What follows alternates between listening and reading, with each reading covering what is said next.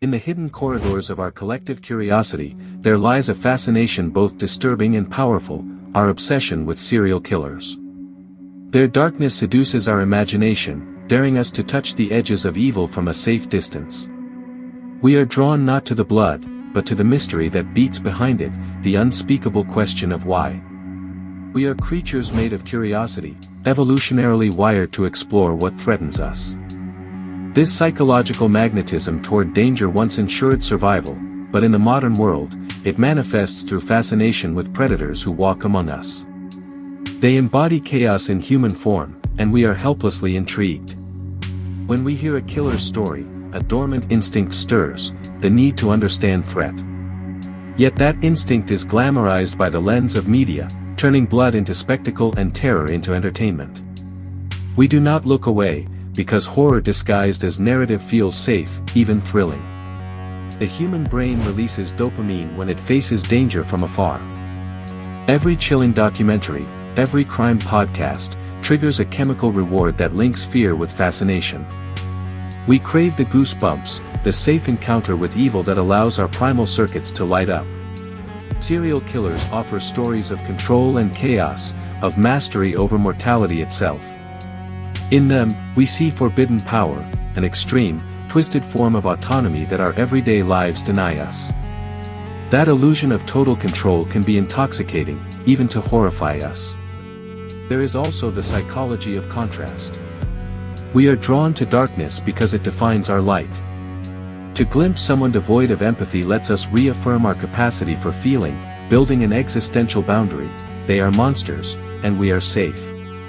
Behind that boundary lies a guilty pleasure. Society consumes these stories in the same way it once consumed myths of demons and dragons, symbols of what must be confronted and mastered.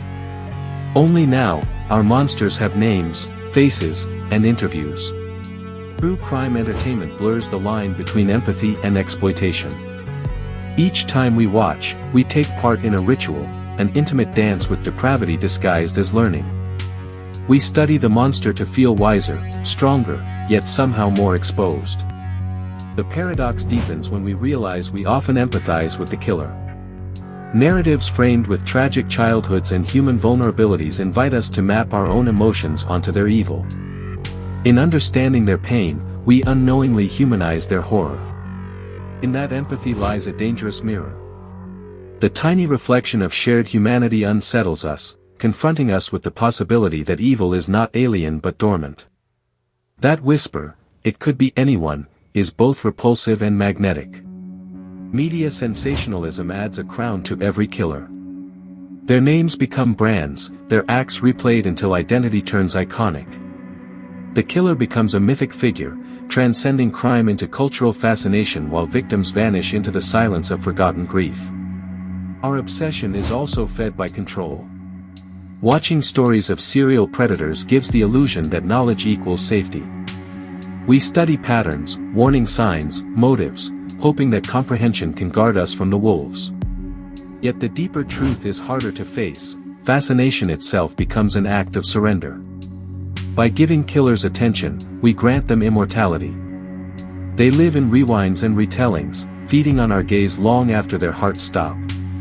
Brain craves pattern in chaos. Serial killers provide narratives with shocking order, rituals, signatures, precision within madness. It is the mind's way of taming terror, of painting logic over brutality.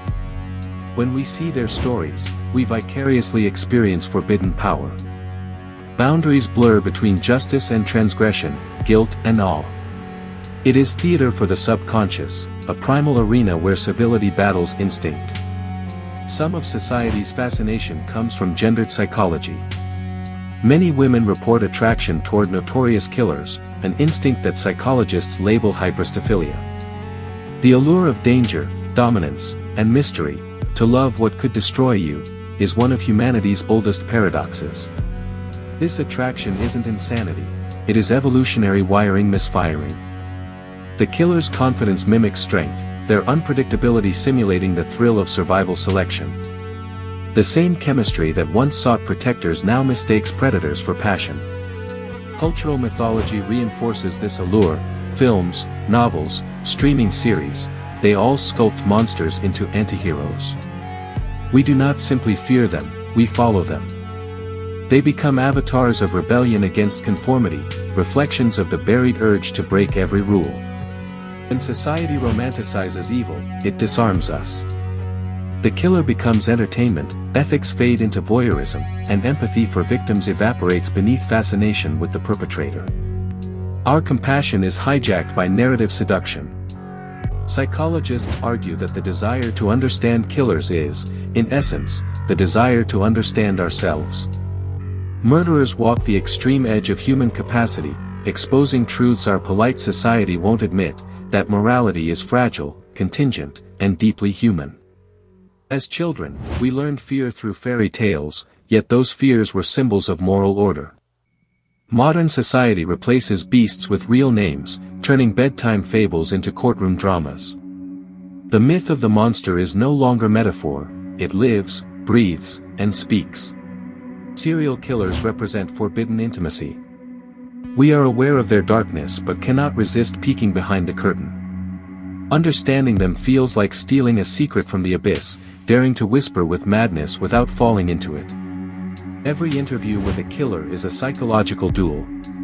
Viewers strain to decipher micro-expressions, moments of remorse, glimmers of honesty. We are captivated by the possibility of decoding moral collapse through observation. Then comes the aftermath. We turn off the documentary, but the darkness lingers, echoing in imagination.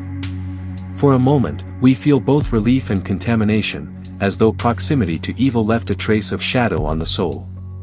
The paradox of fascination lies in tension between fear and safety. We crave adrenaline without consequence, dread without danger.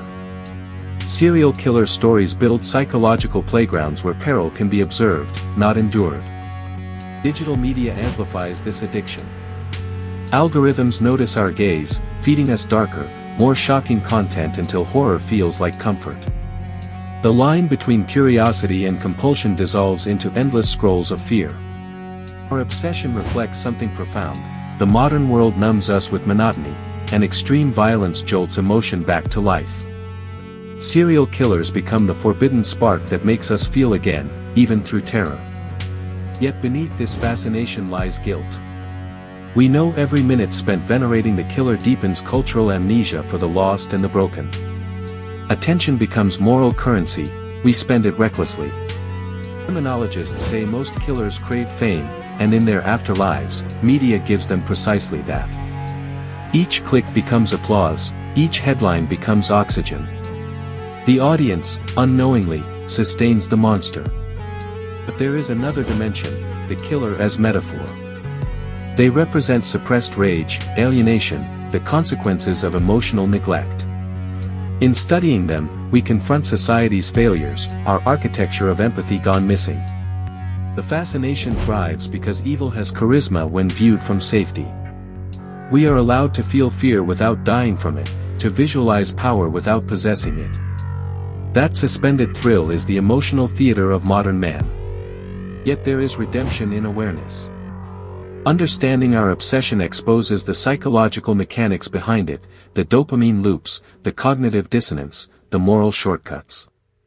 Awareness is the light that disarms the spectacle.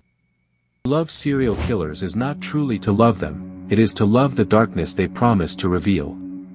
They are vessels for our curiosity about human limits, mirrors reflecting what we deny. In that reflection lies both understanding and warning. So as we watch the next documentary and feel that familiar chill, we might remember this: fascination is not always admiration, but an echo of survival instinct. What we chase in them is not death, but the truth about our own humanity. In the end, our obsession speaks of fragility and wonder. Darkness captivates because it defines what light means, horror intrigues because it reveals how alive we truly are. The story of the monster is, inevitably, the story of us.